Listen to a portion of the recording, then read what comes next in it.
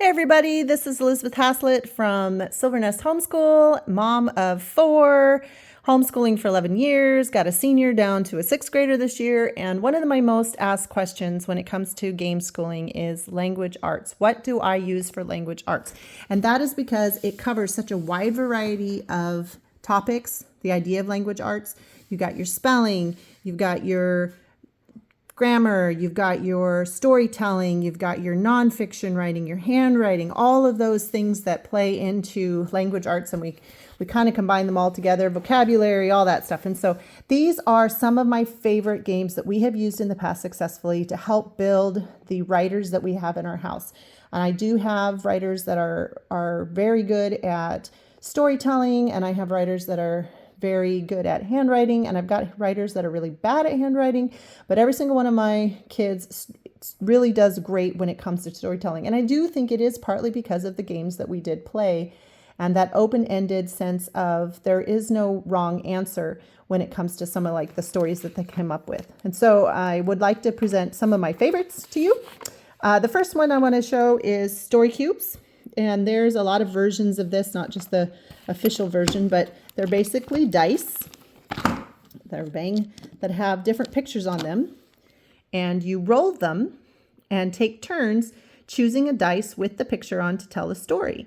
And the thing about this that I love so much is the open-endedness. So you have this picture here. Now, to me, this is a theater, comedy, tragedy, masks.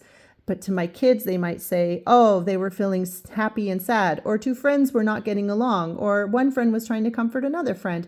So the interpretation is up to the person who is telling the story. And we have done it where you can take a whole roll of dice and tell a story using all the dice at once.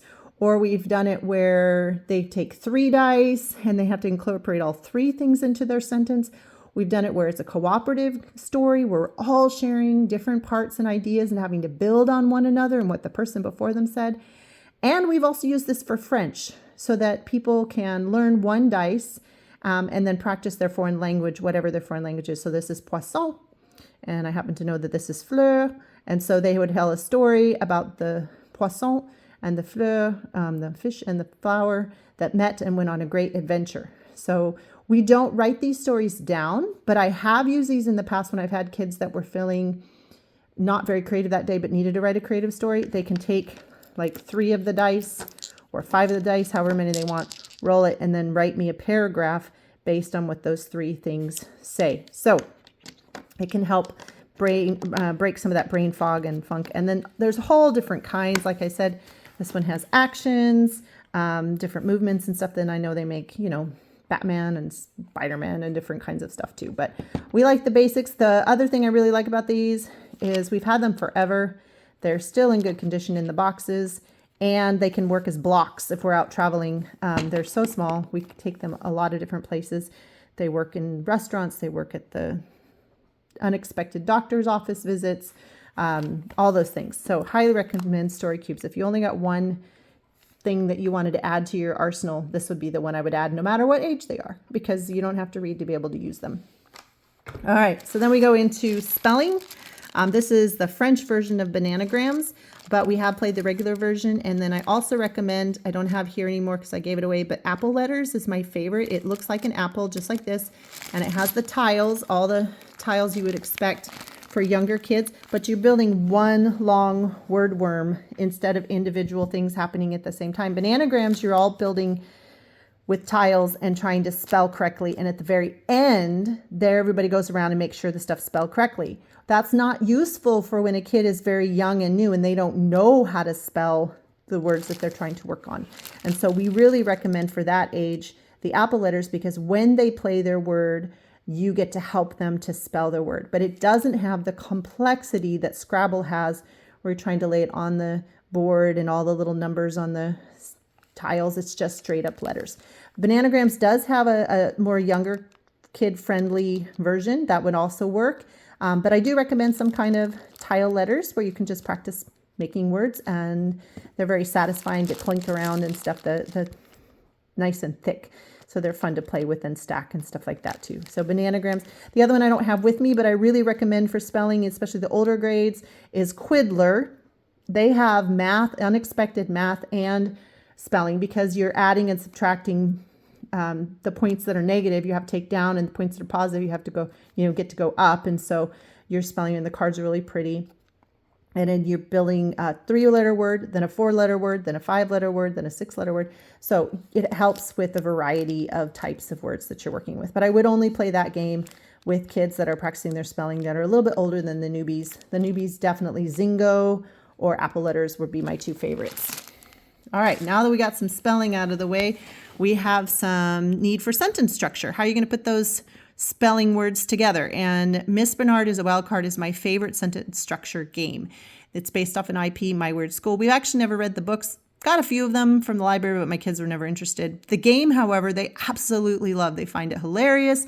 They'll play it all the time for fun. If they ever know it's Language Arts Day or they need to replace their language arts, this is one of their very first games that they go to, even in the older ages, just because it's hilarious. And what they're doing is they have to make a sentence in order to get these points and to win. And so Mr. Docker's off his rocker, dances like a bearded squirrel. You're looking for a noun, an adjective, an action, i.e. a verb, and then your rhyme. And of course, the teacher's another noun. So you can go over proper nouns. You can go over regular nouns. You can talk about how an action is a verb. And they have to put all these components to make their sentences, which is great because then when they go to make their own sentences, you can say, hey, where is your action word? Where's your verb in this? I don't think I see your verb or your noun. And of course, and dances like a, so you could help them locate the verb dances inside that. And then also you can say, hey, how can we make our sentence a little more interesting? Remember all those adjectives you had in Miss Bernard as a Wild Card? Do you have an adjective you can think of? And so you could even give them a stack of adjective cards and they could add those into their own writing. So highly, highly, highly recommend for sentence structure, understanding sentence structure, Miss Bernard's Wild Card. Another thing that we did that was really fun is we actually drew giant words that said things like adjective, noun, verb, adverb on the ground on big pieces of, like 8.5 by 11 paper. And then I would have them jump from word to word and land on it and then say a noun when they landed on the noun, say an adjective, say an adverb when they jumped on those things. And we started out simple, just verbs and nouns, and then we added more and more. And that really helped my 3-dimensional learners get that sense of like physical movement along with their ability to figure out what parts of sentences are. So I'm not a big grammar belief that grammar makes a better writer. That's a very unpopular opinion. I do have a writing minor.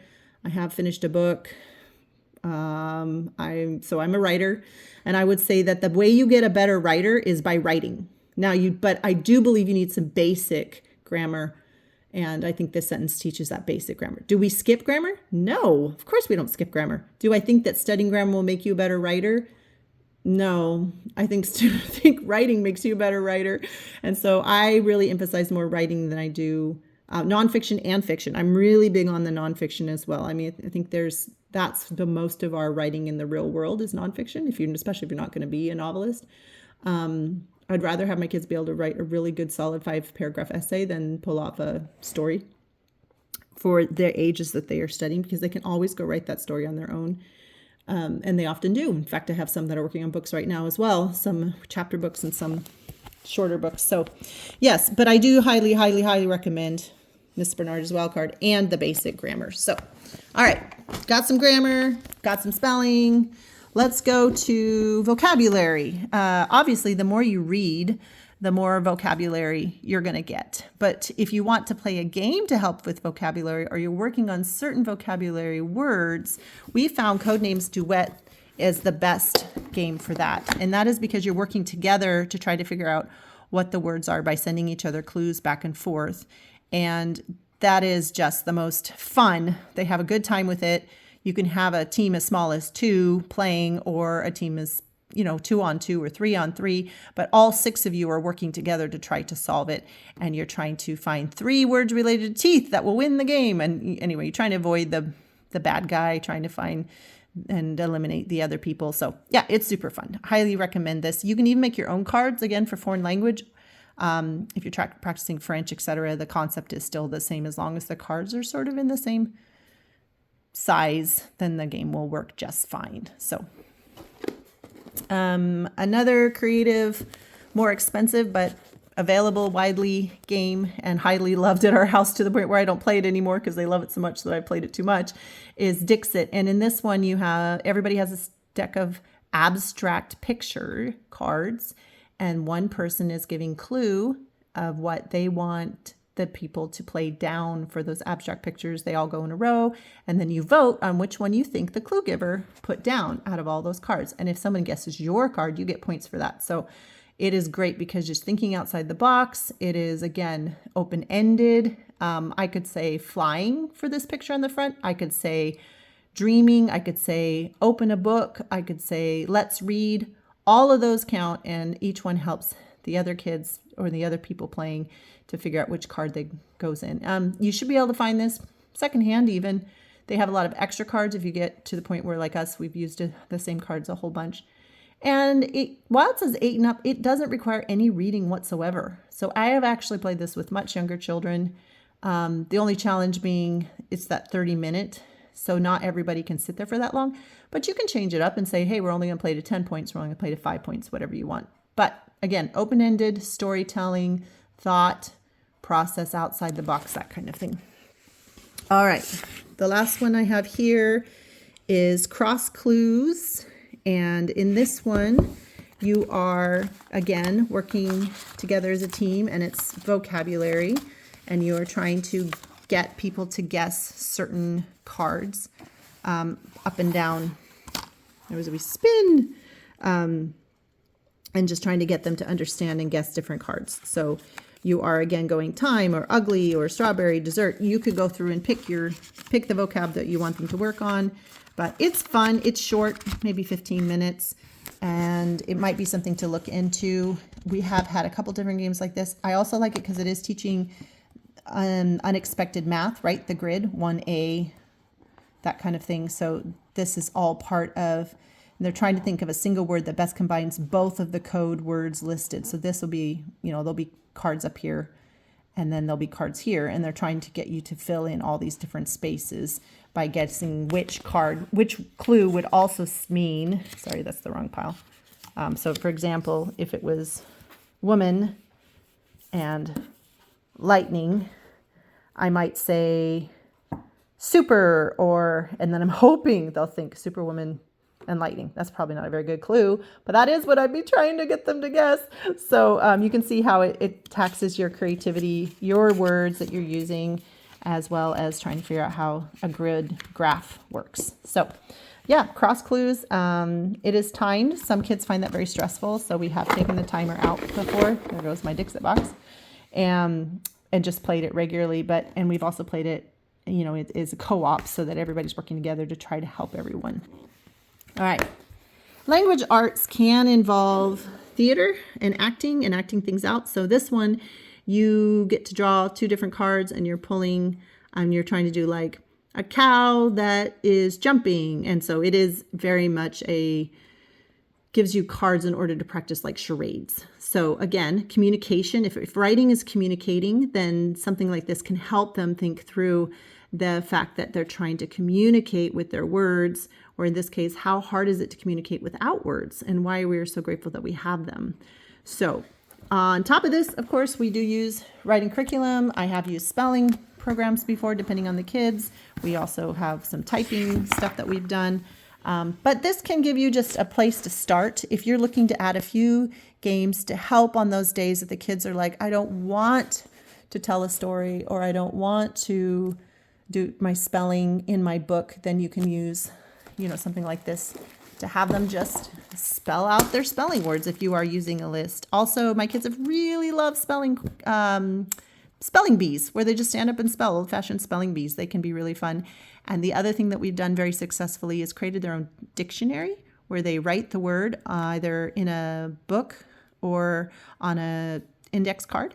And on one side, they draw a picture of what that word means. And on the other side, they draw with their own handwriting so they can read it and other people can read it, what the word is. And so then you can flash through and be like, oh, this is a banana. It's spelled B-A-N, so just some ideas for how to incorporate different parts of the brain for more hands-on learning. I really hope that helped. Obviously you can tell it's kind of a scatter day today, but these are just so fun, just so fun. I think language arts is one of those things that kids that hate it, they just hate it. And so finding ways to make it sweet and more interesting for them is really key to breaking some of those mental blocks when they feel like it's too hard. So hopefully Rory Story Coops will help you break some mental blocks. And we hope you guys are having a great day. Thanks.